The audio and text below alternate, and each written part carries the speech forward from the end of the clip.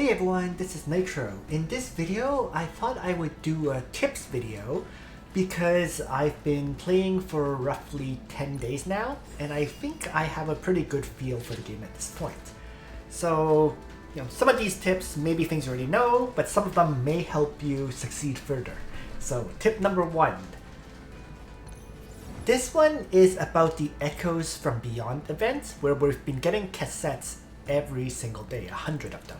There is a redeem store here where if we click on it, after 5 days, you can purchase arguably the most important item here, the Total Operations Backpack, because this gives you a free S rank backpack. So you have a wide variety of choices of items, accelerators, jetpacks, jammers, amplifiers, so on and so forth. I would say the absolute best item you can get from this backpack is actually the Jammer Armor, because it can reduce enemy armor by 50% in combat. As for why it's the best one, well, I'll go over that shortly. But if you don't really want that one, Jammer Damage Up is also good because it increases enemy damage taken by 10%. But I don't consider this one vital in comparison. So, why I consider those two the most important? Well, let's go into the workshop where we can create high quality backpacks. So if we look here, obviously A grade backpacks can be formed by combining 4 B grade items, but the S grade ones are formed by combining 5 of the A grade ones. Now, a lot of them actually require 2 of its lower level version. So for example, to make an ammo crate, you need 2 A rank ammo crates plus 3 other items and so on. However, the accelerator and jetpack, which seems to be the most popular choices, these two have no real requirements. You just need 5, any 5 A rank backpacks, and you can craft one. In fact, I've already crafted an accelerator for my own use. By comparison, the amplifiers and jammers, you actually get a random one. So you can't choose which one you get. So what that means is, effectively, when you can pick the backpack you want, you would want to pick one that's either a jammer or amplifier. And I went through the list of them, looking through all the various ones, what effect each of these amplifiers and jammers have and so on. And the reason I settled onto the 2 that I did, the Jammer Armor and the Jammer Damage Up, is because ultimately this game is about dealing damage and killing enemies. Now, why do I consider Jammer Armor to be the best one? So let me just open my backpacks first. Jammer Armor reduces enemy armor by 50%. Right? And the armor stat, if I just give me one moment to kind of bring it up. The armor stat, what it does is it's a defense rating against damage. So when you have a weapon that hits enemies multiple times for low amounts of damage, like a shotgun, Jammer Armor is the best option, right? Because each hit doesn't do that much damage. If you can reduce the armor, each hit then does a lot more damage. So Jammer Armor is great for any weapon that shoots the enemy multiple times. Things like shotguns, things like machine guns, things like heavy machine guns, and so on. The other option that I mentioned, Jammer Damage Up, is clearly intended for an attack that does single target damage for a large amount. So weapons like the Pile Bunker, right? 1 hit for extremely high damage. Weapons like the Sniper Rifle, weapons like the Light Rifle. All of these weapons hit only once, so you would want the damage up on them instead. Now, as for why I don't consider that one as important though, it's actually very simple. So let's look at my 3 S rank backpacks. We already covered Jammer Armor. So I'm going to look at the accelerator. Accelerator increases movement, but in addition, it also has a damage dealt plus 5%. Backpack, same kind of thing. It increases power, but again, it also has a damage dealt plus 5% effect. So when you equip the damage up option, you're basically getting 5% additional damage on top. Don't get me wrong, it's a nice option to have, but I don't think it's as clutch as having a jammer armor for one of your rapid multi-shot weapons is. So I hope that makes sense. So that would be my tip number 1. Tip number 2 is fundamentally, the game in the early stages is all about completing the missions under your permit so that you can raise your permit experience. Because with its increase, you unlock more game modes, you also unlock leveling up of your pilots and your STs. So it's all about completing these missions, especially the ones on the Elite Protocol and Core program, which gives a lot more XP than the daily tasks do. Of course, you should finish all the daily tasks every single day as well. So given that's the case, there are little missions like, for example, achieve SS rating in Frontier Trial. And let's just jump into Frontier Trial. So it has, you can see that I got SS rating on the first 3 and I haven't done the 4th one yet. The SS rating, just to be clear, it's basically a hidden achievement that's not explained. Okay? And they're actually pretty straightforward. Going into the first one, Code Fly Squatter, it's not stated, but it's pretty obvious. Like, for example, the description of the mission, the battle is to defeat all enemy STs, correct? But to get the SS rank, or for the first battle, you just have to kill this helicopter. Killing the helicopter will automatically end the battle and give you the SS rank. Okay, so let's just retreat there. The second one, Beachhead, fairly obvious as well. It was, for Beachhead, okay, the S rank is to kill all the, let me just go click through this. So it's to defend the shore artilleries or whatever, I think. The SS rank mission is to destroy the 2 landing boats that appear on the 2 sides. The key thing is you can't kill off all the mechs, because as soon as you kill off all the enemy mechs, you win. But so you can leave, like, let's say one of them alive with its legs broken, and then kill off both of those landing craft, and then you'll get the SS rank. So let's just retreat that. Joint Op. The SS rank for this one is, let me just click through. Okay. So for this particular battle, your goal is to defeat the barrack guards first, or to defeat the barrack guards, the ones that are attacking this.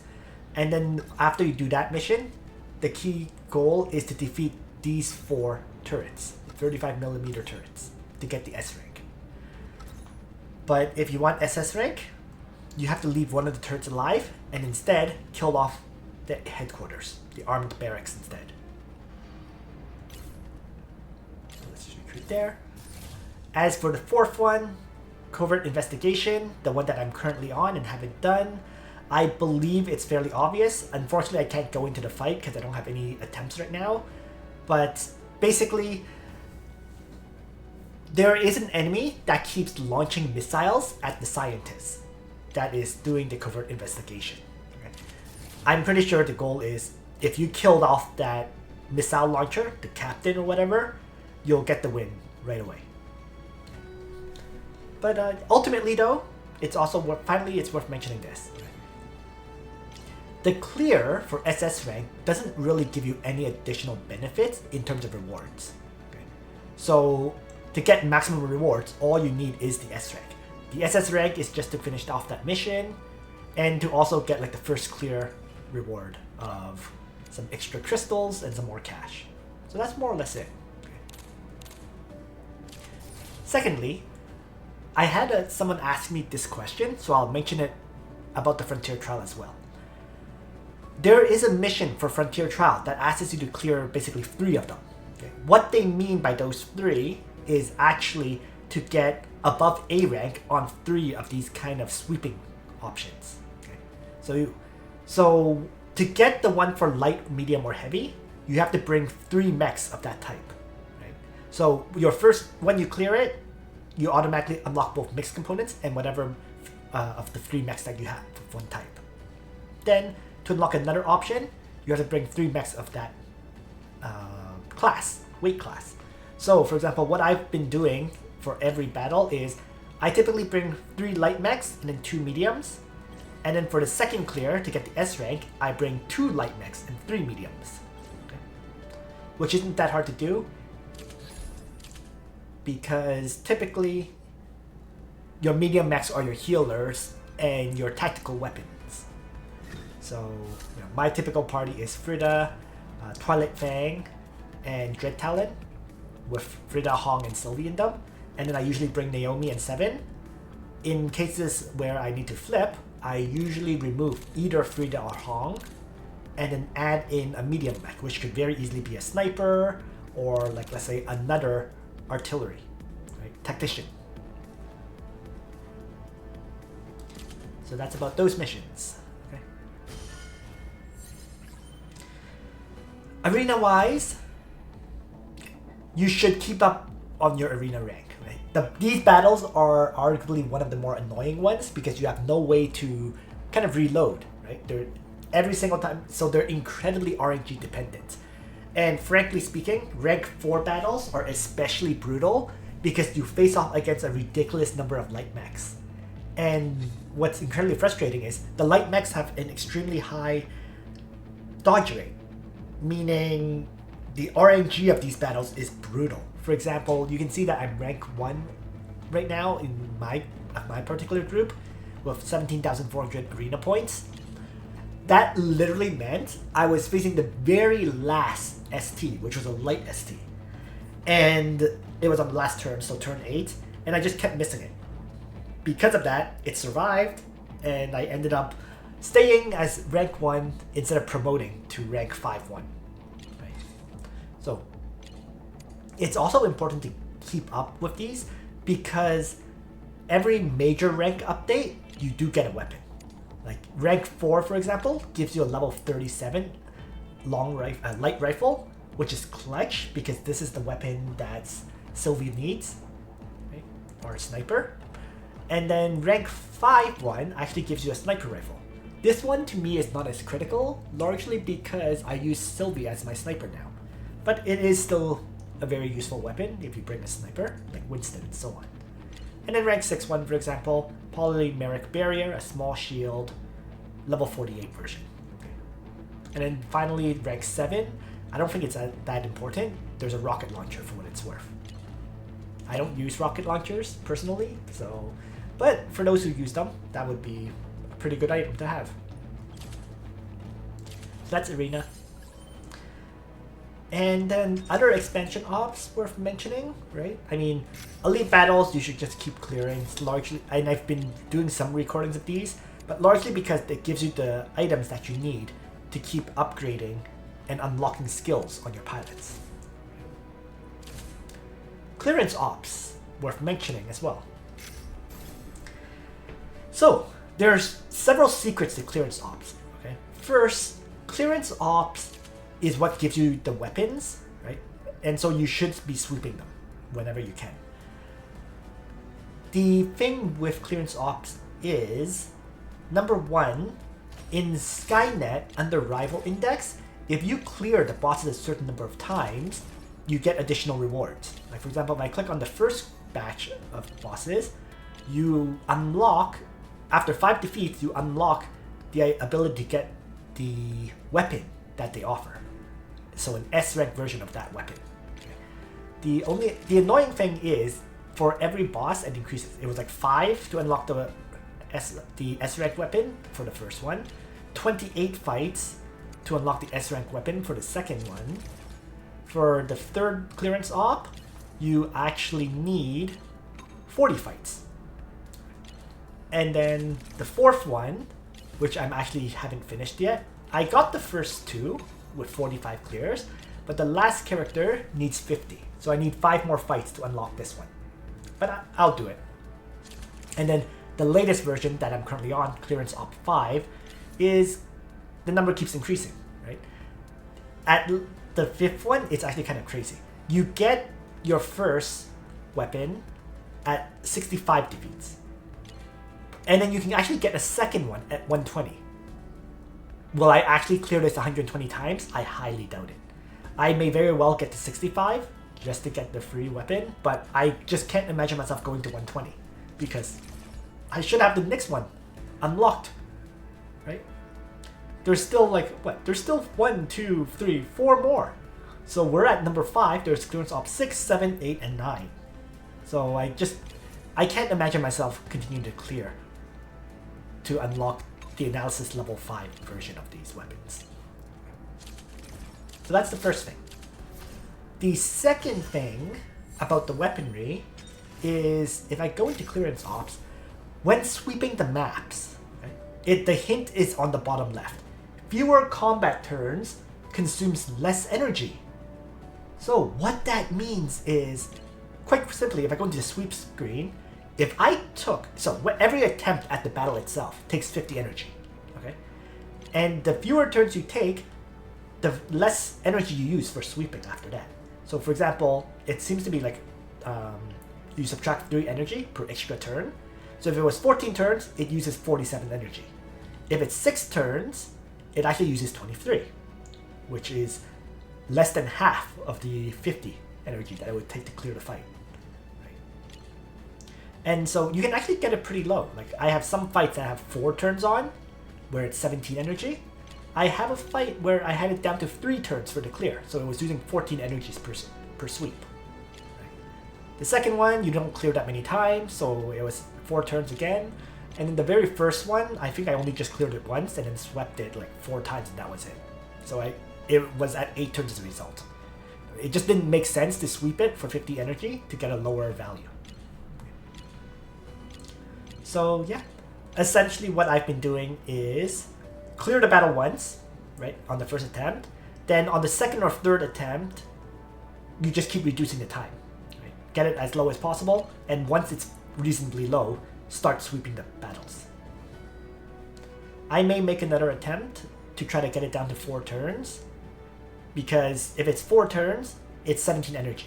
So if I sweep 10 times, right there, you're saving 60 energy, which more than makes up for the cost of the 50 energy for the battle. But we'll see about that one. Okay. So that was Frontier Trials. Talked about Elite, talked about Clearance, talked about Frontier, simulated battles.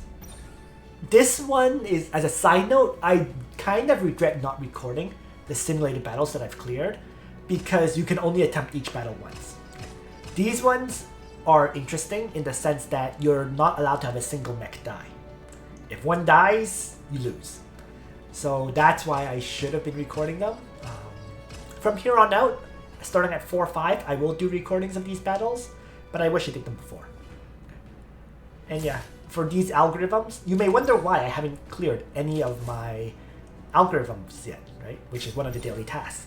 It's because I'm pretty sure I can clear 4-5, which I will be doing later. And if I can clear 4-5 and whatnot, I can get a better quality one at this point.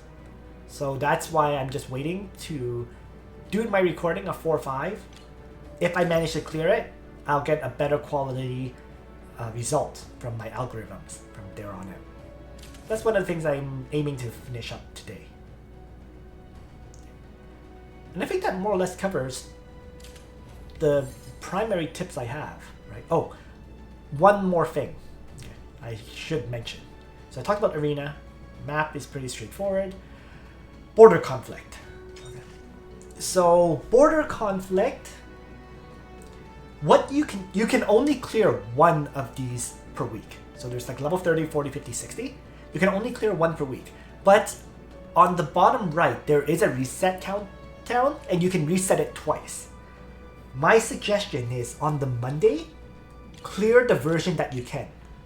So right now, it's very easy for me to clear the level 30 version, and I'm going to clear the 2 battles, the first 2 battles. So I unlock the rewards there, which is 2 random parts and 2 random backpacks. Then reset. Okay. And closer to the end of the week, when you're higher level, clear the next level that you can. Because that way, you can get more rewards. So clear. That's what I'm doing right now. I have 2 level 30s cleared. I'm going to reset. Then I'm going to try to do level 40 at the end of the week. And then I'll get more parts as well as more backpacks as a result. Okay. Even if I get to level 50 by the end of the week in 5 days, highly unlikely, but on the off chance I do, I don't think I'd be ready to do that fight.